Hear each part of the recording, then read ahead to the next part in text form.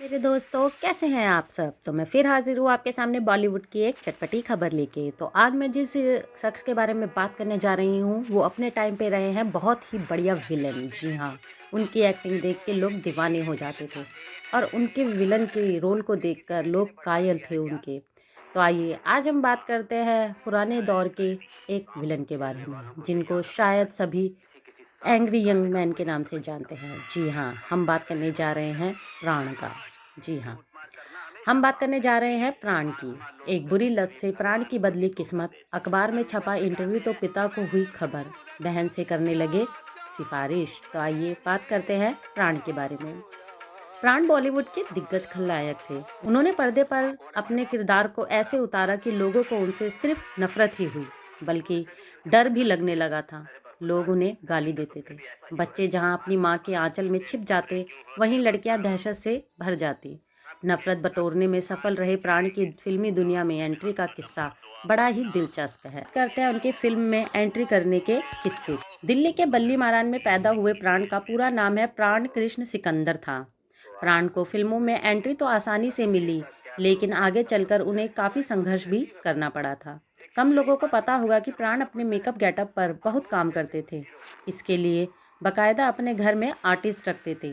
वह प्राण के स्केच बनाता था, फिर मेकअप मैन उस पर काम करते थे। प्राण सिर्फ अपने गेटअप ही नहीं, बल्कि उच्चारण को लेकर भी हमेशा एक्सपेरिमेंट करते रहते थे। शायद यही मेहनत उन्हें दूसरे एक्टर से जुदा करती थी। किसी भी खलनायक के लिए इससे बड़ी सफलता क्या हो सकती है कि उसके नाम पर लोग अपने बच्चों का नाम ही नहीं रखना चाहते।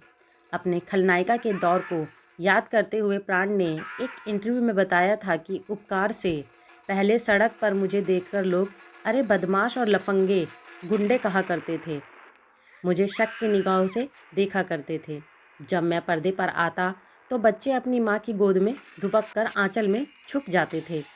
सिगरेट पीने की अदा से प्राण को मिला ब्रेक। जी हाँ, ब्रेक आपको जानकर हैरानी होगी कि ऐसे मशहूर एक्टर फोटोग्राफर बनना चाहते थे। अपने इस सपने को पूरा करने के लिए दिल्ली की एक फ़ोटो स्टूडियो में काम करते थे। कहते हैं कि प्राण को सिगरेट पीने की लत थी। एक बार शिमला गए हुए थे और पान की दुकान पर खड़े होकर सिगरेट छल्ले उड़ा रहे थे। उसी समय पंजाबी फिल्मी इंडस्ट्री के राइटर मोहम्मद वली की नज़र उन पर पड़ी। प्राण का स्टाइल इतना पसंद आया कि अपनी फिल्म यमला जट में काम करने का ऑफ़र दे डाला। इसके बाद कई पंजाबी और हिंदी फिल्मों के ऑफ़र प्राण को मिलने लगे। प्राण को साल 1942 में हिंदी सिनेमा का पहला ब्रेक फिल्म खानदान से मिला। इस फिल्म में नूरजहां लीड एक्ट्रेस थी। पैसों की तंगी हुई तो होटल में किया काम। जी हाँ, आपने सही सुना। करीब 20-22 हिंदी और पंजाबी फिल्मों में काम करने के बाद देश विभाजन के बाद प्राण लाहौर से अपनी पत्नी और 1 साल के बेटे को लेकर 1947 में मुंबई पहुंचे। मीडिया रिपोर्ट्स के मुताबिक परिवार के साथ ताज होटल में ठहरे, लेकिन काम नहीं होने की वजह से पैसों की दिक्कत होने लगी, तो छोटे होटल में शिफ्ट हो गए। पैसों की तंगी हुई तो करीब 8 महीने तक मरीन ड्राइवर पर एक होटल में काम किया। देवानंद स्टार्टर फिल्म जिद्दी में काम मिला। इसके बाद एक्टर ने पीछे मुड़कर नहीं देखा। डर के मारे पिता को नहीं बताया था। जी हाँ, प्राण ने पिता के नाराज होने के डर से फिल्मों में काम करने के बारे में नहीं बताया था। एक बार न्यूज़पेपर में इनका इंटरव्यू पब्लिश हुआ तो प्राण ने अपनी बहन से कहा कि अखबार छिपा ले, लेकिन तब तक पिता देख चुके थे। पता लगने के बावजूद नाराज नहीं हुए। प्राण ने सिर्फ विलेन ही नहीं बल्कि सपोर्टिंग कैरेक्टर भी प्ले किए।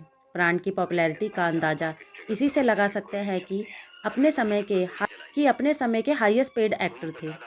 उनसे अधिक पैसे सिर्फ राजेश खन्ना और शशि कपूर को मिलते थे। तो प्राण के इस दिलचस्प किस्से को सुनकर आपको कैसा लगा? और अगर आप भी है प्राण के विलन के रोल के दीवाने और आपको भी उनकी फिल्में बहुत ही अच्छी लगती है, तो आप हमारी इस वीडियो को लाइक करें, शेयर करें और सब्सक्राइब करें। और हमारे और दिलचस्प किस्से से जुड़ने के लिए हमारी वीडियोस को सब्सक्राइब करना ना भूलें। तब तक के लिए बाय बाय गाइस।